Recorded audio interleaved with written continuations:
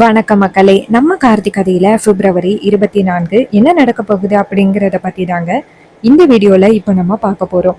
இந்த வீடியோவுக்கு மறக்காம லைக் பண்ணிக்கோங்க. நீங்க லைக் பண்றது தான் எங்களுக்கு அடுத்து வீடியோ போடுறதுக்கு ரொம்பவே இன்ட்ரெஸ்டிங்கா இருக்கும். ஸோ என்ன நடக்குது அப்படின்னு பார்த்துக்கிட்டிங்கன்னா, நம்ம ஹீரோ ஈஸ்வரி கிட்ட சொல்றாரு, பாத்தீங்களா அந்த ஜோசியக்காரு என்ன சொல்றாரு அப்படிங்கறத கேட்டீங்களா? அவரு வேணுக்குமே தான் நம்ம கிட்ட பொய் சொல்லியிருக்காரு. யாரோ அப்படி பொய் சொல்ல வச்சிருக்காங்க. அதனாலதான் அவர் அப்படி சொல்லியிருக்காரு. இப்போ உங்க பொண்ணோட ஜாதகம் இல்ல அப்படின்னு தெரிஞ்சதோட அவர் என்ன சொல்லியிருக்காரு பாத்தீங்களா? இது எல்லாமே சூழ்ச்சிட்ட. உங்களையும் உங்க பொண்ணையும் பிரிக்கணும், இந்த குடும்பத்துக்குள்ள பிரச்சனையை கொண்டுட்டு வரணும் அப்படிங்கிறதுக்காக யாரோ ஒருத்தவங்க அவரை பொய் சொல்ல சொல்லியிருக்காங்க. இதை கேட்டதும் ஈஸ்வரி சொல்றாங்க, அந்த ஜோசியக்காரரை நான் சும்மா விட மாட்டேன். அப்ப ஹீரோ சொல்றாரு, அத்தை, யாரோ ஒருத்தவங்க அவளை இப்படி சொன்னதுனாலதான் அவர் அப்படி சொல்லியிருக்காரு. அவரு மேல கோவப்பட்டு எந்தவித பிரயோஜனமும் இல்ல. இப்போதைக்கு நீங்க போயிட்டு ரோஹிணிக்கு ஆதரவா இருக்கணும், அதுதான் முக்கியம். 6 வருஷத்துக்கு அப்புறம் அவங்க உண்டாயிருக்காங்க. தன்னுடைய சொந்த அம்மா தனக்கு எப்பவுமே சப்போர்ட்டா இருப்பாங்க அப்படின்னு நினைச்சுக்கிட்டு இருக்காங்க. சோ தயவு செஞ்சு சொல்றத கேளுங்கத்த, நீங்க போயிட்டு உங்க பொண்ணுக்கு சப்போர்ட்டா இருங்க. இதை கேட்டதும் ஈஸ்வரி சொல்றாங்க, ஆமா, நீங்க சொல்றதும் சரிதான். இந்த நேரத்துல நான் என் பொண்ணுக்கு ரொம்ப ஆதரவா இருக்கணும் அப்படின்னு சொல்லிட்டு ஈஸ்வரி நேரா அவங்க பொண்ணை பாக்குறதுக்காக கிளம்புறாங்க. அப்ப வில்லி இதை பார்த்துட்டு ரொம்ப அதிர்ச்சி ஆகுறாங்க. அப்போ ஈஸ்வரி அந்த இடத்துல இருந்து போனதும் வில்லி ஹீரோவை பார்த்து, ஏய், ட்ரிக்கா பயன்படுத்தி அக்கா கிட்ட உண்மையை நிரூபிச்சுட்ட அப்படின்னு நினைக்கிறீங்க? நீ நினைக்கவே முடியாத ஒண்ணு நடந்துகிட்டு இருக்கு. அப்ப ஹீரோ சொல்றாரு, இங்க பாருங்க, வீட்டுல உள்ள யாருக்காவது ஏதாவது ஆபத்து வந்துச்சு, நான் கண்டிப்பா உங்களை சும்மா விட மாட்டேன். அப்ப ரோஹிணி சொல்றாங்க, ஏய், நீ நினைக்கவே முடியாத ஒரு விஷயம் நடக்க போகுது அப்படின்னு. அப்ப ஹீரோ சொல்றாரு, அப்படி ஏதாவது நடந்துச்சு உங்களை சும்மா விட மாட்டேன் அப்படின்னு. அதுக்கப்புறம் ஹீரோ நேரா வீட்டுக்கு போறாரு. அப்போ ஈஸ்வரி வீட்டுக்கு போயிட்டு ரோஹிணி ரோஹிணி அப்படின்னு கூப்பிடுறாங்க. பார்த்தா ரோஹிணி எங்கேயுமே இல்ல. அப்ப ரேவதி அங்கேருந்து அம்மா, அக்காவை காணுமா, வீடு ஃபுல்லா நான் தேடி பார்த்துட்டேன், அக்காவை காணும் அப்படின்னு. அப்ப ஈஸ்வரி சொல்றாங்க, எங்க போனா அப்படின்னு தெரியலையே, கோவிலுக்குள்ள போயிருப்பாளோ. மயிலு சொல்றாரு, ரோஹிணி கோயிலுக்கு தான் போயிருப்பா போல, சரி நாங்க கோவில்ல போய் பாக்குறோம் அப்படின்னு. 2 பேரும் கிளம்புறாங்க. அப்ப ரேவதி சொல்றாங்க, நானும் பக்கத்து கோவில்ல போய் பாக்குறேன் அப்படின்னு கிளம்புறாங்க. இன்னொரு பக்கம் அந்த ரோஹிணி நேரா டாக்டரை பார்த்து, டாக்டர், நீங்க சொன்ன மாதிரியே நான் கரெக்டா 10 மணிக்கு வந்துட்டேன், நீங்க ஆக வேண்டிய வேலையை பாருங்க அப்படின்னு. அப்போ அந்த இடத்துக்கு ரேவதியோட ஃப்ரெண்டு ஒருத்தவங்க வராங்க. அவங்க ரோஹிணிய பார்த்துட்டு, ரோகு, என்ன இங்க என்னடி பண்ணிக்கிட்டு இருக்க, எங்க உன்னோட தங்கச்சி அப்படின்னு. அதுக்கு ரோஹிணி சொல்றாங்க, இல்ல, நான் முக்கியமான விஷயமா டாக்டரை பார்க்க வந்தேன். அவங்க சொல்றாங்க, இங்க பாருடி, 6 வருஷத்துக்கு அப்புறம் நீ கர்ப்பமா இருக்க அப்படின்னு கேள்விப்பட்டேன். கேட்கும் பொழுதே எங்க எல்லாருக்குமே ரொம்ப சந்தோஷமா இருக்கு. இது மாதிரி உன் ஹஸ்பண்டும் ரொம்ப எதிர்பார்த்தாரு. அப்ப ரோஹிணி சொல்றாங்க, ஆமாண்டி அப்படின்னு. அப்ப டாக்டர் அந்த இடத்துக்கு மேடம், எல்லாமே தயாரா இருக்கு அப்படின்னு சொல்றாங்க. இதை கேட்டதும் அந்த பொண்ணு அதிர்ச்சி ஆகுறாங்க. நம்ம ரோஹிணியை பார்த்து, என்னடி ஏதோ தயாரா இருக்குன்னு சொல்றாங்க, என்னடி எது அப்படின்னு. அதுக்கு டாக்டர் சொல்றாங்க, மேடம், இவங்க ஒரு விஷயத்துக்காக வந்திருக்காங்க.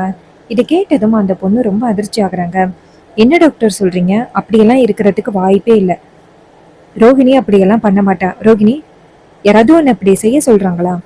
அப்ப ரோஹிணி சொல்றாங்க, இல்லடி, நான் மனசாரதான் இந்த விஷயத்த செய்யறேன்.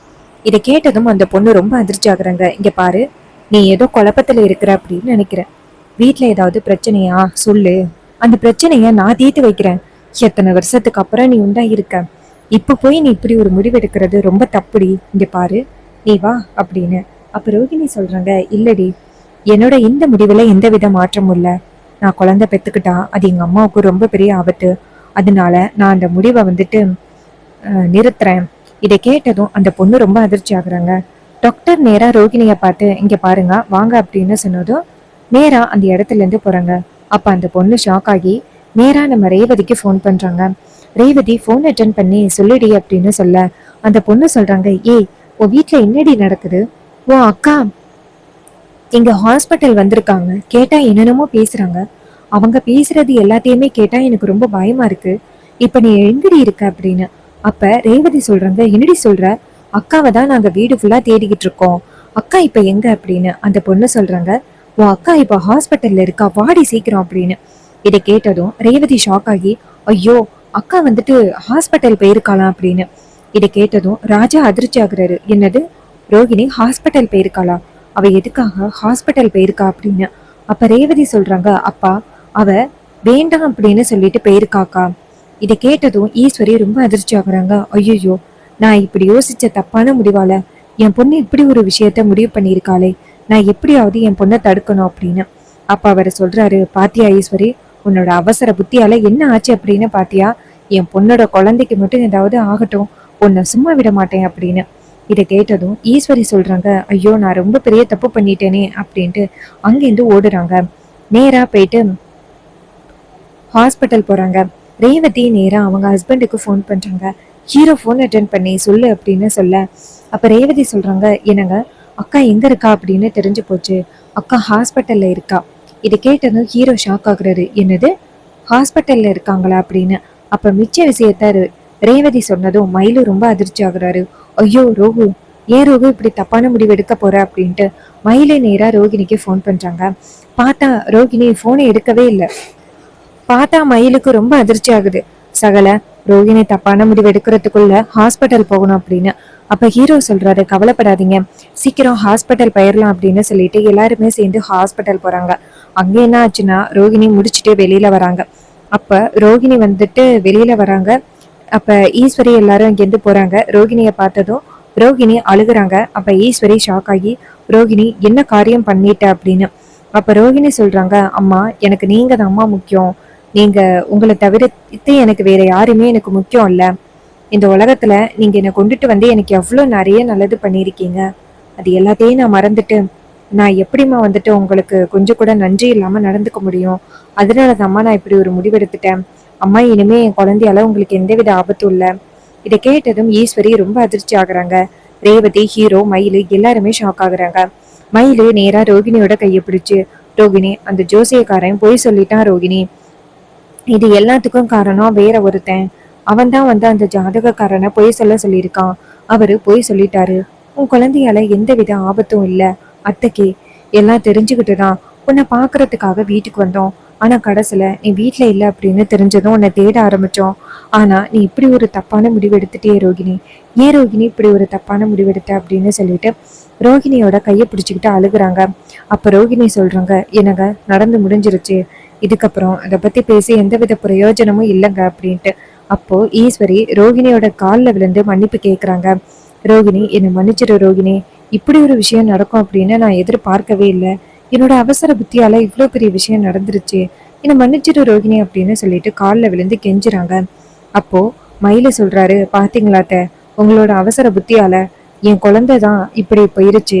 இதை கேட்டதும் ஈஸ்வரி நேரா மயில பார்த்து, என்னை மன்னிச்சிருங்க மாப்பிள்ள அப்படின்ட்டு அழுகுறாங்க. அப்ப ரோகிணி சொல்றாங்க, அம்மா வாங்கம்மா வீட்டுக்கு போவோம் அப்படின்ட்டு எல்லாரும் வீட்டுக்கு போறாங்க. அப்ப ரேவதி செமையா வந்துட்டு அழுகுறாங்க, அக்காவுக்கு இப்படி ஒரு நிலைமை ஆகிருச்சு அப்படின்னு. ஈஸ்வரிக்கு குற்ற உணர்ச்சி தாங்கவே முடியல. ஈஸ்வரி அழுதுகிட்டு உட்காந்துருக்காங்க. அப்பதான் வில்லி அந்த இடத்துக்கு வந்துட்டு என்னாச்சு அப்படின்னு கேக்குறாங்க. அப்போ ராஜா சொல்றாரு, ஏ சந்திரா, உன்னாலதான் இவ்வளவு பிரச்சனையும். ஈஸ்வரிக்கு ஏதோ தெரிஞ்சோ தெரியாமலையோ அப்படி ஒரு விபத்து நடந்திருக்கு. ஆனா அந்த விபத்துக்கு என் பொண்ணோட புள்ளதான் காரணம் அப்படின்னு நீ பழி போட்டதுனால என் பொண்ணு போயிட்டு தப்பான முடிவு எடுத்துட்டு வந்துட்டா.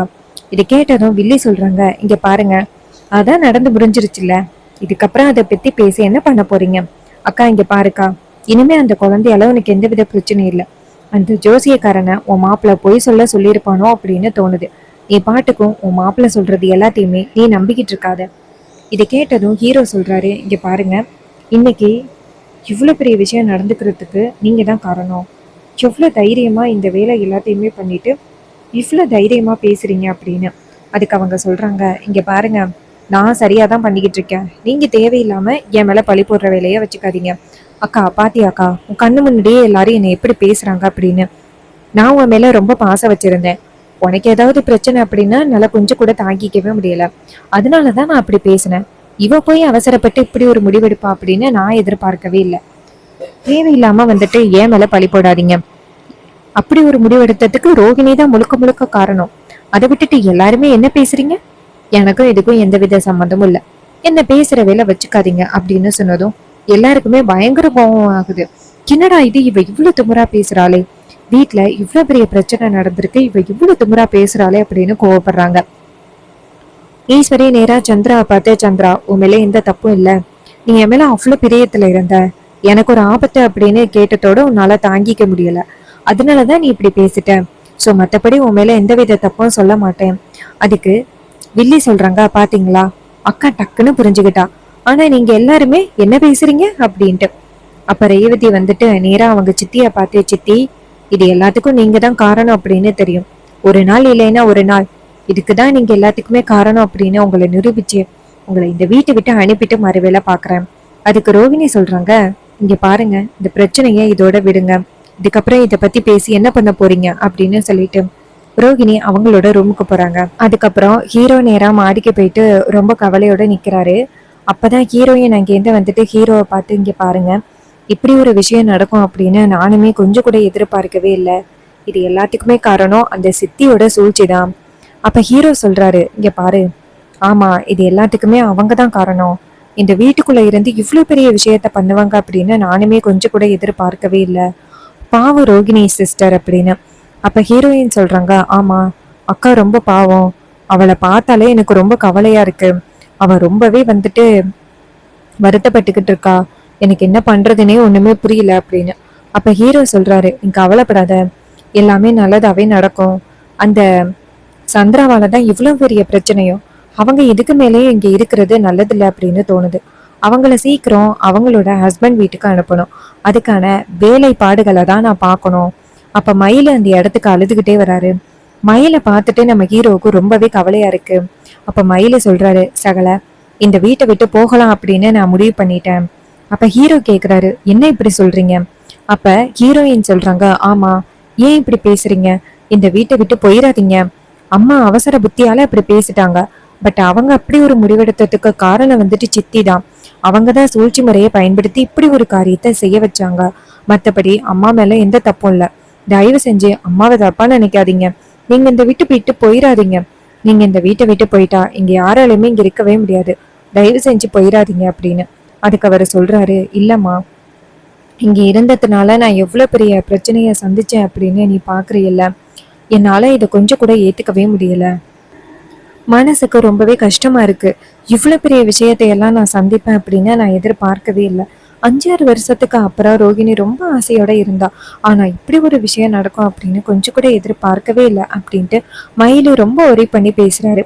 அப்ப ஹீரோ சொல்றாரு ரேவதி கிட்ட, இங்க பாருங்க, இப்போதைக்கு இவங்க 2 பேரும் தனிமீறி இருக்கிறது தான் நல்லது, இந்த வீட்டுல இருந்தா இன்னும் தேவையில்லாம அந்த சந்திரா நிறைய பிரச்சனைகள் பண்ணுவாங்களோ அப்படின்னு தோணுது, சோ அவங்க போறது நல்லதுதான் அப்படின்னு சொல்லி பேசுறாங்க.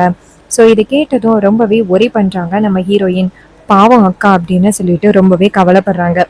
கண்டிப்பா நம்ம ஹீரோ வந்துட்டு சந்திரா பண்ற இந்த மோசமான விஷயங்கள் எல்லாத்தையுமே ஒரு நாள் ஈஸ்வரிக்கு புரிய வைப்பாரு.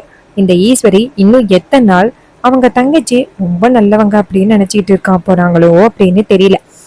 அவங்க தங்கச்சி சரியான ஆளு, ரொம்ப பெரிய விஷயத்தையெல்லாம் பண்ணிட்டு ஈஸியா எஸ்கேப் ஆகலாம் அப்படின்னு நினைச்சிட்டு இருக்காங்க.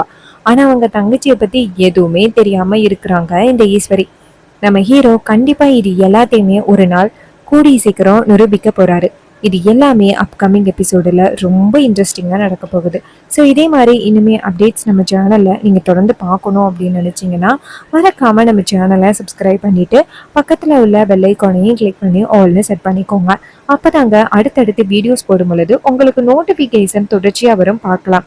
அப்புறம் நம்ம புதுசாக ஹேர் கிளிப் பிஸ்னஸ் ஸ்டார்ட் பண்ணியிருக்கோம் அப்படின்னு உங்களுக்கு தெரியும். ஸோ இதில் நம்மக்கிட்ட டிஃப்ரெண்ட் டைப் ஆஃப் கிளிப்ஸ் அவைலபிளாக இருக்குது, ஆஃபர்லேயும் இருக்குது.